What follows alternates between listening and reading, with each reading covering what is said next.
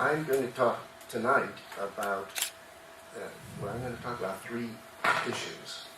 I only have 10 minutes now, is that right? Yeah, that's right. 15? Great. That's even better. All right. There have been 3 main objections to renewable energy. One of them is renewable energy requires subsidies. Second, renewable energy isn't really very efficient. And the third is that renewable energy is intermittent. The sun doesn't shine all the time, the wind doesn't blow all the time. The intermittency problem I will talk about tonight because, in my view, and Corinne Lepage's view, that question has been solved. There should never be any more discussion of the intermittency of renewable energy because the Germans have actually figured out how to handle that problem, and they are in the process of industrializing it a little bit at this moment, out of years. The first 2 problems, subsidies and inefficiency. Those objections to renewable energy are true. Renewable energy does require subsidies, and renewable energy isn't as efficient as we would all like it to be. Therefore, I am going to talk now about the competition. What renewable energy is competing against. I'm going to talk a little bit about nuclear and a lot more about fossil fuels to see how efficient nuclear and fossil fuels are, to see if renewables are really much worse in terms of efficiency than nuclear and fossil fuels. All right, but nuclear is very easy to deal with in this topic. 2/3 of the energy generated by the reactor goes right out the door in the cooling system. It does not go into generating electricity. 2/3. It's the same with coal-fired plants. Amazingly, same number, 2/3. Okay, so nuclear power plants have about a 1/3 efficiency. We could chip away at that a little more because they have to run all the time at night when nobody's burning electricity. So that's another issue. All right. Now that inefficiency can be reduced through cogeneration, but in general it's not reduced. It hasn't happened. The reactors were not built with cogeneration, and most of the existing coal-fired plants in the United States do not have cogeneration. Okay, what about oil? 78% of all final energy consumption is after you subtract the energy that you need to get the energy to begin with, that's final energy consumption. 78% of all final energy consumption is from fossil fuels. And a big chunk of that is from oil. There's a lot of new oil coming out of a place that nobody had ever been to before, very few people, North Dakota. It's just south of Canada in the middle of the United States. Has a population of about 500,000 people. It's just a big empty state. But hydraulic fracturing is being used to pull oil out of there in big quantities. If you fly over that state at night, you think at certain points you're flying over Chicago. It's just amazingly illuminated. Just amazingly. Looks like a giant city below you. If you fly over during the day, you see what's happening. It's a bunch of oil wells, and they're flaring off the natural gas. Flaring off massive amounts of natural gas. Now, nobody is talking about the inefficiency of that process. Nobody is speaking about it. This spectacular inefficiency of those oil wells flaring off the natural gas. So I'm going to talk a little bit about the efficiency of oil wells. It's not even a term that's used very much. It's so much out of the discussion that it turns out to be quite interesting. I have data for 2009, which is before the hydraulic fracturing of shale oil and shale gas by and large. At that time, there were some, the numbers would be about the same now, because some of these old wells have played out, they're not being used anymore. There were 363,000 operating oil wells in the United States. 363,000 producing oil wells. 35%, roughly a third of those oil wells produced 1 barrel of oil per day. 1 barrel of oil per day. 78%, almost 80%, produced less than 10 barrels of oil a day. Less than 10 barrels of oil a day, 78% of these oil wells. Now, how are they getting this oil? Well, if you look at oil wells, initially, the oil comes out with the pressure in the well in most wells. Although now, the pressure is actually added in many places. But with an oil well, normally only 20% of the oil is pulled out. And the rest of it just sits there. It sits in this hole underground. It doesn't come out unless you make some effort, add pressure, add water, add something. So to get some of this oil out, there are these things that you've seen, either in person or in movies, bobbing up and down, pumping the oil out. How much electricity do these bobbing contraptions use? Well, it turns out that it pays a little bit. It pays to pull out the oil. They run on electricity, and you get back about, when you sell the oil, you get back about 2/3 of the, you only have to pay 1/3 of the money that you get from selling that barrel of oil for the electricity.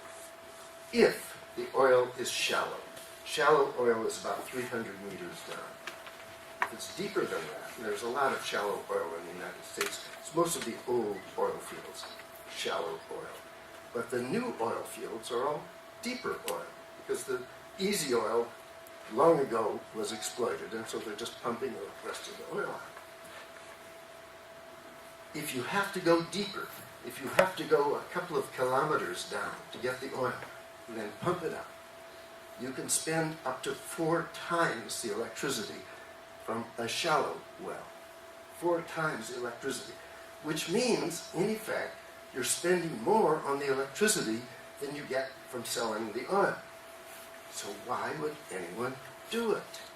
Why are there these 78% of these oil wells are pumping oil? The reason is subsidy. The oil is subsidized through something that no one talks about anymore. It's called the Oil Depletion Allowance. And what this oil depletion allowance does is it lets the producer of the well, it protects the producer of the well from the first 15% of the revenue on every barrel of oil that he sells for the lifetime of the well. This is not a tax deduction to get your investment back. This is a gift from the taxpayers to the oil producers. So what we see is that for about 3/4, well, for all the oil produced in the United States, all the time, there is this massive subsidy. That subsidy is a lot of money. It makes the subsidy for renewable energy look like either not very much or at least fair.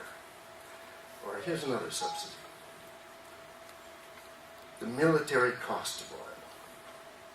The United States right now is spending billions and billions and billions to keep the oil lanes open throughout the world.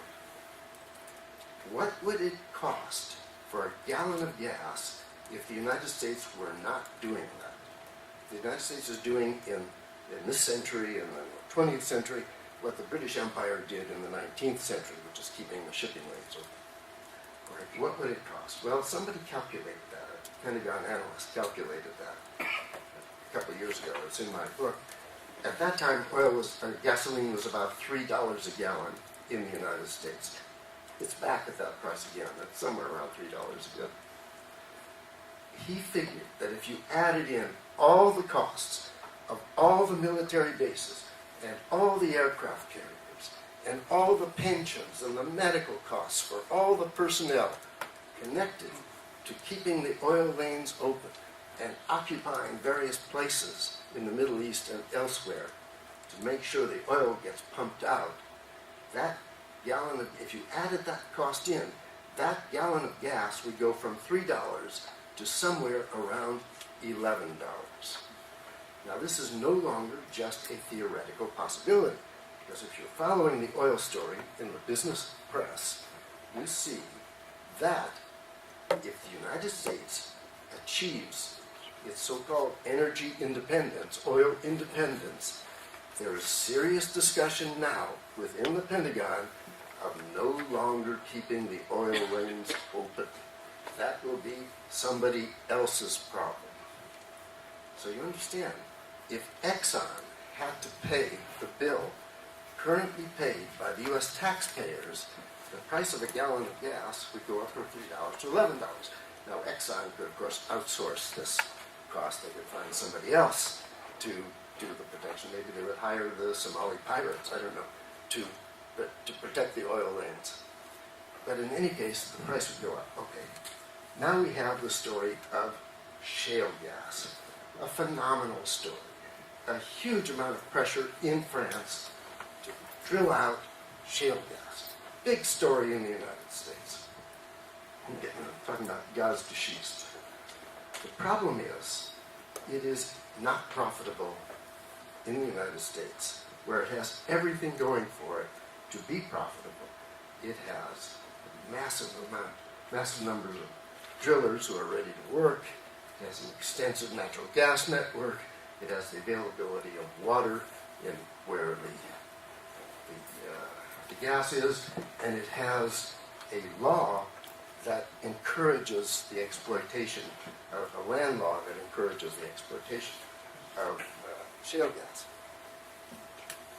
For shale gas to be profitable in the United States, the gas has to sell for between $6 and $8 a million British thermal units. That's the unit that's sold. $6 to $8. If you look on Bloomberg today, you'll see that it's selling for somewhere around $3.50. $3.50.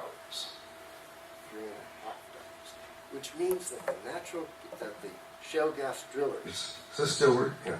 The shale gas drillers are losing at least as much money as they're getting in, as they're taking in. It's amazing, an amazingly bad business. So why are they doing it? Why are the shale gas drillers pulling out this shale gas when they lose money on every million British thermal unit that they sell? No one really knows the answer to that, but we have some evidence of subsidies. The first subsidy is that they can deduct immediately from their taxes, immediately, in the year they drill the hole, they can deduct 100% of all of the expenses connected to drilling that hole, 100%. So this means they punch as many holes as humanly possible, and that's how a company like Chesapeake became such a big deal. Ultimately, they lose money on it, but the cash flow allows them to keep going, and so that as a stock market promotion, it's spectacular. But why does a company like Exxon participate in this? Well, we found out with this oil spill, the Macondo well oil spill, we found out what is really happening with oil. That's when the revelation came out. Why was BP drilling in the Gulf of Mexico? If you ask them, they say they were drilling there because that's where the oil is, or that they had been locked out of Russia, or Venezuela, or some other place. That's what they say. And that is true. There is oil there, and they had been locked out of those other places. But that's probably not why they were drilling there, because there's oil in a lot of other places too. They were drilling the Macondo well. That's the one that had the big oil spill that is now going to cost them maybe $40 billion to get out of the story.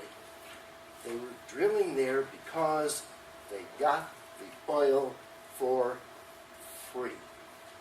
It cost them nothing for the oil. It cost them only their drilling expense, which was supposed to have been $100 million to drill that hole. It cost them a lot more because they did that job. And the right to drill the hole, which was about $40 million. And that was the right to drill as many holes as they wanted in the sector. So, and why was the oil for free? With each hole, the first 85 million barrels are free of all government royalties. If they can pull the oil out and they bought the right for $40 million to drill the hole, they can make, if oil is selling for $100 a barrel, they can make from that one hole $8.5 billion. And they can then drill another hole just next to the first one and start the counter all over again and make another $8.5 billion. So, I think I've used up my 15 minutes. 1 minute left. We're trying to solve your mic problem. I'm sorry. Trying to solve your mic problem. My mic problem. The mic, yeah. Yeah. Okay, so what I have tried to show, I had actually planned this, I thought I had 20 minutes, but it turns out I don't. What I hope I have shown is that oil and coal and nuclear are not particularly efficient either. Renewable energy may not be so efficient, but neither is the competition. Renewable energy does need subsidies. The competition is getting massive subsidies.